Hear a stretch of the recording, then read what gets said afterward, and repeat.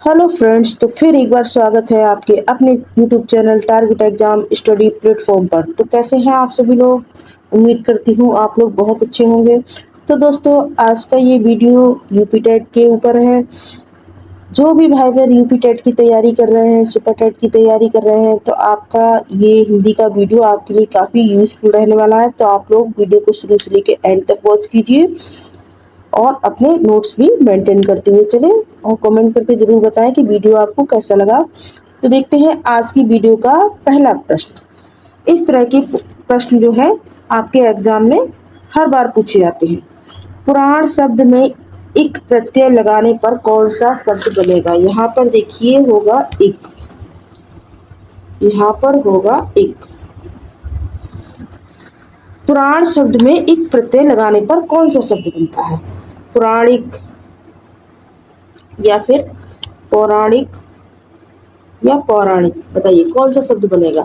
पुराणिक या पौराणिक या पौराणिक या फिर पौराणिक? तो देखिए, यदि आप पुराण में एक प्रत्यय लगाते हैं, जैसा कि आप लोग जानते हैं कि जो प्रत्यय है वो हमेशा वर्ड के पीछे लगते हैं और उपसर्ग वर्ड के आगे लगते हैं। तो पुराण में यदि आपने एक प्रत्यय लगाया तो आपका बन गया पौराणिक। तो यहाँ पर आपका ऑप्शन सी जो है वो राइट होगा। पुराण में यदि इक प्रत्यय लगाते हैं तो ये बन जाता है पौराणिक। नेक्स्ट क्वेश्चन है, दसमुख दशानन में समास है, कौन सा समास है? कर्मधारय, अव्ययीभाव, बहुव्रीहि या फिर द्वंद्व समास?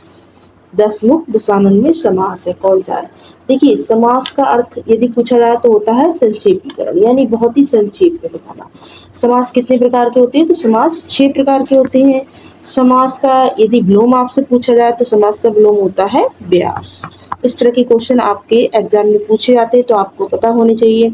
अब यहाँ पर पूछा गया है कि दसमुख दशानन में समास है, कौन सा समास है? तो देखिए, यहाँ पर दसमुख दशानन में बहुव्रीहि समास होगा, तो यहाँ पर ऑप्शन सी आपका राइट हो जाएगा। नेक्स्ट क्वेश्चन है, निम्न में दर्पण का हिंदी अर्थ होता है? मध्वा, प्रतिमान, कटवाल या शैलेंद्र? दर्पण, जैसा कि नाम से स्पष्ट है, दर्पण का क्या अर्थ क्या होता है? शीशा, दर्पण, प्रतिचित्र और इसके अलावा प्रतिमान। तो यहाँ पर ऑप्शन बी आपका राइट हो जाएगा। क्वेश्चन नंबर 4 देखते हैं, गुरुजी वृंदावन से आगे वाक शब्द में कारक है। यहाँ पर कारक की पहचान करना है। कर्ता ने कर्म को करण से, तो देखिए यहाँ पर से वर्ड यूज हुआ है, तो ये आपका कौन सा कारक हो जाएगा? करण कारक हो जाएगा, जो कि साधन के रूप में यूज होता है। नेक्स्ट क्वेश्चन है, स्वरों की सहायता से उच्चारित वर्ण को कहते हैं, क्या कहते हैं? जो स्वरों की सहायता से उच्चारित वर्ण होते हैं, क्या कहा जाता है उनको? पद, व्यंजन, स्वर या फिर शब्द, क्या कहा जाता है? तो देखिए, स्वरों की सहायता से उच्चारित वर्ण होते हैं, उन्हें व्यंजन कहते हैं। Option B is the right answer. कृदंत प्रत्यय किन शब्दों के साथ जुड़ते हैं? स्टार मार्क कर लें। इस तरह के क्वेश्चन हर बार पूछे जाते हैं। कृदंत प्रत्यय किन शब्दों के साथ जुड़ते हैं? संज्ञा, सर्वनाम, क्रिया या फिर अव्यय? तो देखिए, जो कृदंत प्रत्यय होते हैं ये हमेशा क्रिया के साथ जुड़ते हैं, तो ऑप्शन जो आपका सी है ये राइट हो जाएगा। नेक्स्ट क्वेश्चन, जो व्याकरण जानता है उसको क्या कहते हैं? वैज्ञानिक कहते हैं, गलत है आपका। या बहुक कहते हैं या अल्पक कहते हैं, क्या कहते हैं? या फिर व्याकरण कहते हैं? देखिए, जो व्याकरण जानता है उसे व्याकरण कहते हैं, तो option B is the right answer. Saraswati पत्रिका के संपादक कौन थे? सूर्यकांत त्रिपाठी निराला, महावीर प्रसाद द्विवेदी, भारतेंदु हरिश्चंद्र या बाल मुकुंद गुप्ता? देखिए, सरस्वती पत्रिका के जो संपादक है वो है महावीर प्रसाद द्विवेदी। तो सरस्वती पत्रिका के संपादक कौन थे? Mahavir Prasad Dwivedi. Option B is the right answer.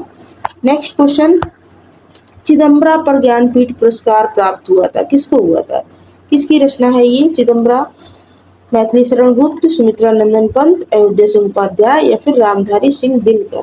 तो देखिए, चिदम्बरा पर ज्ञानपीठ पुरस्कार प्राप्त हुआ था सुमित्रा नंदन पंत को, तो option B is the right answer. Next question है, महान शब्द में यदि आपने तो प्रत्यय जोड़ दिया तो कौन सा शब्द बनेगा? महत्ता, महत्व, महती या महनीय? तो देखिए, महान शब्द में यदि आपने तो प्रत्यय जोड़ा तो महत्व हो जाएगा। Option B is the right answer. Next question, निम्नलिखित में से तत्सम शब्द बताना है। आंख, पांव, गांव या फिर ग्रह? तो देखिए, ग्रह जो शब्द है ये आपका तत्सम शब्द। नेक्स्ट क्वेश्चन देख लेते हैं, महावीर प्रसाद द्विवेदी ने आदिकाल को क्या संज्ञा दी है? बीजप्पन काल, आदिकाल, वीरगाथा काल या चारण काल? तो देखिए महावीर प्रसाद द्विवेदी ने आदिकाल को बीजप्पन काल की संज्ञा दी है। नेक्स्ट क्वेश्चन, हिंदी शब्द किस भाषा से लिया गया? हिंदी जो शब्द है ये किस भाषा से लिया गया? संस्कृत, फारसी, हिंदी या अरबी? तो हिंदी जो शब्द है ये फारसी भाषा से लिया गया है। तो option B is the right answer. Next question, निम्नलिखित में से कौन सा शब्द सरस्वती का पर्याय नहीं है? बताइए। सरस्वती के पर्यायवाची आप लोग जानते ही होंगे। वीणा पाणी किसको कहा जाता है? सरस्वती को कहा जाता है। भारती कहा जाता है, वाग्देवी कहा जाता है, लेकिन जो जाह्नवी है ये किसको कहा जाता है? ये नदी को कहा जाता है। तो यही आपका गलत होगा, यहाँ पर गलत ही पूछा गया। तो option D is the right answer. Next question, मैं, हम, तुम, तू आदि शब्द है, क्या है ये? प्रश्नवाचक है, पुरुषवाचक है, अनिश्चयवाचक या निश्चयवाचक? क्या है ये शब्द? तो देखिए ये है पुरुषवाचक शब्द। तो option B is the right answer. जब प्रथम शब्द संख्यावाची हो और द्वितीय शब्द संज्ञा हो तो कौन सा समास होता है? द्विगु, कर्मधारय, तत्पुरुष या बहुव्रीहि? तो देखिए आपको हमेशा ध्यान रखना है कि जहां भी संख्यावाची यानी प्रथम जो शब्द संख्यावाची हो तो वो हमेशा द्विगु समास होता है। तो यहाँ पर option A is the right answer. Next question, बुद्धिमान शब्द किस वर्ग में है? संज्ञा, सर्वनाम, विशेषण या क्रिया? बुद्धिमान ये क्या है? ये किसी की विशेषता है, तो ये क्या हो गया? विशेषण में ही आएगा। तो option C is the right answer.